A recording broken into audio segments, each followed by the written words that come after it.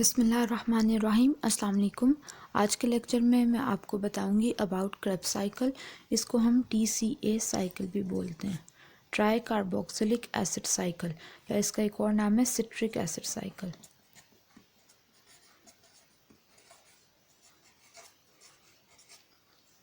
ये किस तरह का रिएक्शन है? ये एम्फिबोलिक है।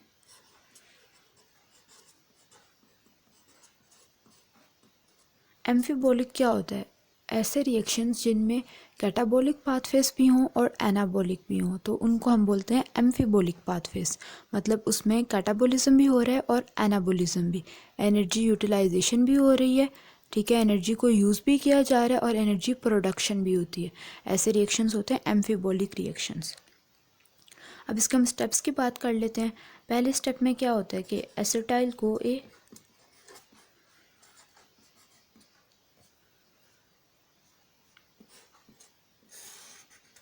इसमें 2 कार्बन है, ये कंबाइन करता है 4 कार्बन ऑक्सैलो एसीटेट के साथ, तो आपके पास बनता है citrate. 2 carbon acetyl CoA combines with 4 carbon oxaloacetate to form 6 carbon citrate. Enzyme यहाँ पे कौन सा है? Citrate synthase.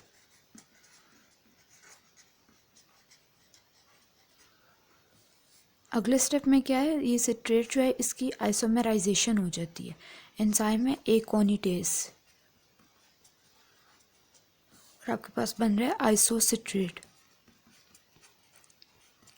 इसमें भी 6 कार्बन है।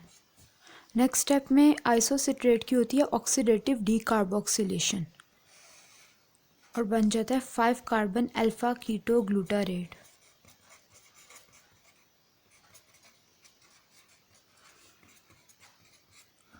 आइसोसिट्रेट की ऑक्सीडेटिव डीकार्बोक्सिलेशन होनी है, तो एक कार्बन रिमूव हो रहा है ना, आइसोसिट्रेट का एक कार्बन रिमूव होता है और 5 कार्बन अल्फा कीटो ग्लूटारेट बन जाता है। In the very next step alpha ketoglutarate की भी ऑक्सीडेटिव डीकार्बोक्सिलेशन होती है और 4 कार्बन सक्सिनाइल कोए बनता है।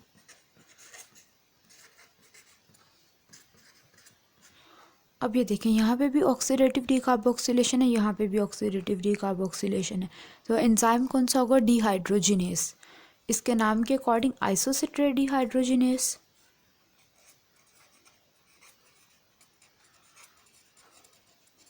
और यहाँ पे कौन सा एंजाइम होगा? Alpha ketoglutarate dehydrogenase. क्योंकि जहाँ पे भी ऑक्सीडेशन होती है वहाँ पे या ऑक्सीडेटिव डीकार्बोक्सिलेशन तो हो रही है ना, मतलब एक कार्बन रिमूव हो रहा है लेकिन साथ ऑक्सीडेटिव है, तो ऑक्सीडेटिव मतलब एंजाइम होगा डिहाइड्रोजिनेस। अगले स्टेप में क्या है? सक्सिनाइल कोए कन्वर्ट हो रहा है सक्सिनेट में।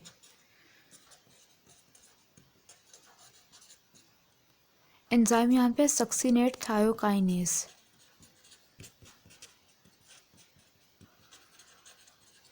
इसका कोएंजाइम ए पोर्शन रिलीज हो रहा है और उसको कौन एक्सेप्ट करता है? उसको एक्सेप्ट करता है एसीटो एसीटेट।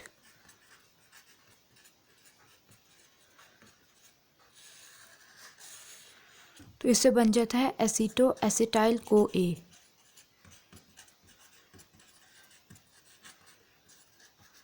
ये जो स्टेप है ना, ये हम देखेंगे कीटोलाइसिस में।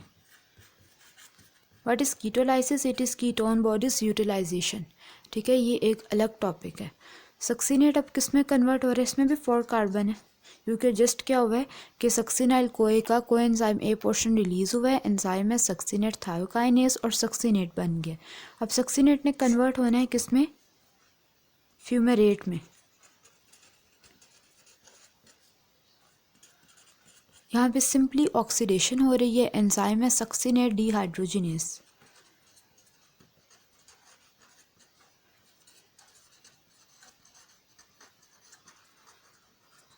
देखिए यहाँ पे भी डिहाइड्रोजिनेस था क्योंकि ऑक्सीडेटिव डीकार्बोक्सिलेशन थी, यहाँ पे भी ऑक्सीडेटिव डीकार्बोक्सिलेशन थी, तो एंजाइम था अल्फा कीटो ग्लूटारेट डिहाइड्रोजिनेस।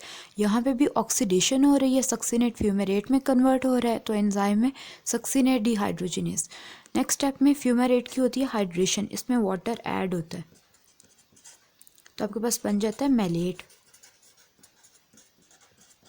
यहाँ पे एंजाइम कौन सा है? फ्यूमारेस। फ्यूमेरेस जस्ट हाइड्रेशन हुई है, वाटर ऐड हुआ है। और लास्ट स्टेप में मेलेट किस में कन्वर्ट हो रहा है, ऑक्सैलो एसीटेट में। यहाँ पे भी ऑक्सीडेशन हो रही है, एंजाइम है मेलेट डिहाइड्रोजिनेज।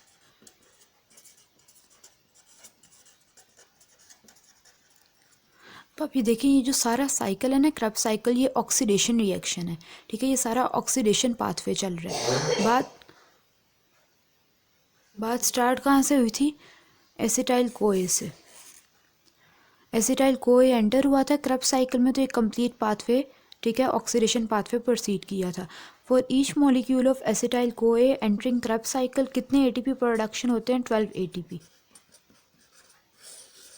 क्रेब्स साइकिल से एटीपी प्रोडक्शन होती है ना। क्रेब्स साइकिल स्टार्ट कैसे होता है, एसिटाइल कोए कंबाइन करता है ऑक्सैलो एसीटेट के साथ, तो सिट्रेट बन जाता है, ठीक है। For each molecule of acetyl CoA entering Krebs cycle 12 ATP molecules are produced. ये कैसे 12 एटीपी बनते हैं, ये मैं अब आपको बताती हूँ। ये देखें, ये जो आइसोसिट्रेट जब कन्वर्ट हुआ था ना अल्फा कीटो ग्लूटारेट में, एंजाइम था आइसोसिट्रेट डिहाइड्रोजिनेज, ठीक है। ऑक्सीडेटिव डीकार्बोक्सिलेशन हुई थी। 6 carbon isocitrate was getting converted into 5 carbon alpha ketoglutarate. जब डिहाइड्रोजिनेज एंजाइम आ जाता है, मतलब ऑक्सीडेशन हो जाती है, तो हमें पता है कि प्रोडक्ट साइड पे कोई ना कोई रिड्यूसिंग एजेंट बनता है। तो यहाँ पे रिड्यूसिंग एजेंट कौन सा बना था, NADH, ठीक है। फिर इसी तरह जहाँ पे अल्फा कीटो ग्लूटारेट कन्वर्ट हो रहा था सक्सिनाइल कोए में, यहाँ पे भी ऑक्सीडेटिव डीकार्बोक्सिलेशन हुई थी और रिड्यूसिंग एजेंट NADH बना था, ठीक है। और 1 carbon is released as carbon dioxide, यहाँ पे भी ऐसे ही कार्बन डाइऑक्साइड रिलीज हो रही है। In the very next step succinyl को ए कन्वर्ट हुआ सक्सिनेट में, एंजाइम है सक्सिनेट थायोकाइनेज। कोई एंजाइम ए पोर्शन रिलीज हुआ, उसको एक्सेप्ट किया एसीटो एसीटेट ने, लेकिन यहाँ पे क्या, किस चीज़ की फॉर्मेशन हो रही है, 1 मॉलिक्यूल ऑफ GTP। और अगले स्टेप में जहाँ पे सक्सिनेट कन्वर्ट हुआ फ्यूमेरेट में, एंजाइम है सक्सिनेट डिहाइड्रोजिनेज। यहाँ पे भी ऑक्सीडेशन हुई है ना, तो प्रोडक्ट साइड पे रिड्यूसिंग एजेंट आया, लेकिन यहाँ पे NADH नहीं बना, यहाँ पे बना FADH2। और लास्ट स्टेप में जहाँ पे मेलेट को हमने कन्वर्ट किया ऑक्सैलो एसीटेट में, वहाँ पे भी एंजाइम था मेलेट डिहाइड्रोजिनेज, ऑक्सीडेशन हुई थी। एंजाइम मेलेट डिहाइड्रोजिनेज, यहाँ पे रिड्यूसिंग एजेंट NADH। तो देख लें अब आपके पास कितने जो है NADH फॉर्मेशन हुई है, 1, 2 and 3, and 1 NADH is equal to how many ATP, 3 ATP, ठीक है। तो यहाँ पे 9 ATP तो सिर्फ NADH से आ गए, and 1 FADH2 is equal to 2 ATP। 9 and 2 12 और 1 GTP is equal to 1, 9 and 2 11, 1 GTP is equal to 1 ATP, तो ये टोटल 12 ATP प्रोडक्शन हो गई, ठीक है। तो इस तरह for 1 molecule of acetyl CoA entering Krebs cycle 12 ATP molecules are produced. तो एसिटाइल कोए ने क्रेब्स साइकिल में एंटर होके 12 ATP मॉलिक्यूल्स बना दिए, ठीक है। अब हम यहाँ पे ना स्लाइड से एक थोड़ी सी और डिस्कशन करेंगे अबाउट इनहिबिटर्स। ये देखें, यहाँ पे जो सिट्रेट सिंथेस एंजाइम है ना, इसका इनहिबिटर कौन है, ये सिट्रेट ही, मतलब इसको प्रोडक्ट इनहिबिशन होती है सिट्रेट सिंथेस की। जब सिट्रेट बहुत ज़्यादा बन जाता है ना, तो फिर ये इस एंजाइम को इनहिबिट करता है। एक क्वानिटेस जो कि क्या करवा रहा था, सिट्रेट की आइसोमेराइजेशन से आइसोसिट्रेट बना रहा था। यहाँ पे एंजाइम, ये जो एक क्वानिटेस है ना, इसका इनहिबिटर है फ्लोरो एसीटेट, फ्लोरो एसीटेट, ये इसका इनहिबिटर है। फिर अगले स्टेप में आइसोसिट्रेट डिहाइड्रोजिनेज एंजाइम है, इसका इनहिबिटर कौन है, आपको पता है ना कि NADH कितने ATP के इक्वल है, 3 ATP के। जब ATP बहुत एक्सेसिव अमाउंट में बन जाते हैं ना, तो फिर ये ATP इसको इनहिबिट करते हैं। और यहाँ पे भी ऐसे ही अल्फा कीटो ग्लूटारेट डिहाइड्रोजिनेज का इनहिबिटर भी कौन सा क्या चीज़ इनहिबिट करेगी, ATP इनहिबिट करेंगे, ठीक है। बस यही इसमें इंपॉर्टेंट चीज़ें हैं। एक आपने सिट्रेट का याद रखना है, सिट्रेट सिंथेस का इसका इनहिबिटर है सिट्रेट, एक क्वानिटेस का इनहिबिटर है fluoro acetate, this is very important.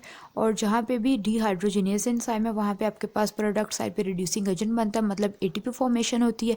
जब ATP एक्सेसिव हो जाते हैं तो वो रिस्पेक्टिव एंजाइम को इनहिबिट करते हैं, ठीक है। अब हम बात कर लेते हैं को एंजाइम्स की। एंजाइम्स तो हमने देख लिए, हमने उनके इनहिबिटर्स भी देख लिए, अब हम बात कर लेते हैं को एंजाइम्स की।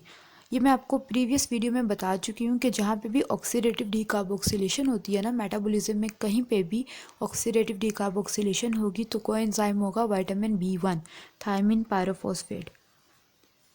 तो यहाँ पे भी थायमिन पायरोफॉस्फेट, यहाँ पे भी थायमिन पायरोफॉस्फेट,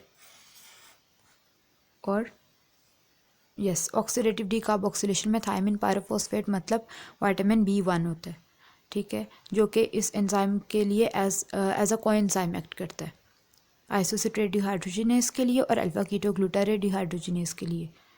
बस इतना ही था अबाउट क्रेब्स साइकिल। अगर आपको कोई कन्फ्यूजन है तो आप मुझसे कमेंट में पूछ लें। अल्लाह हाफिज़।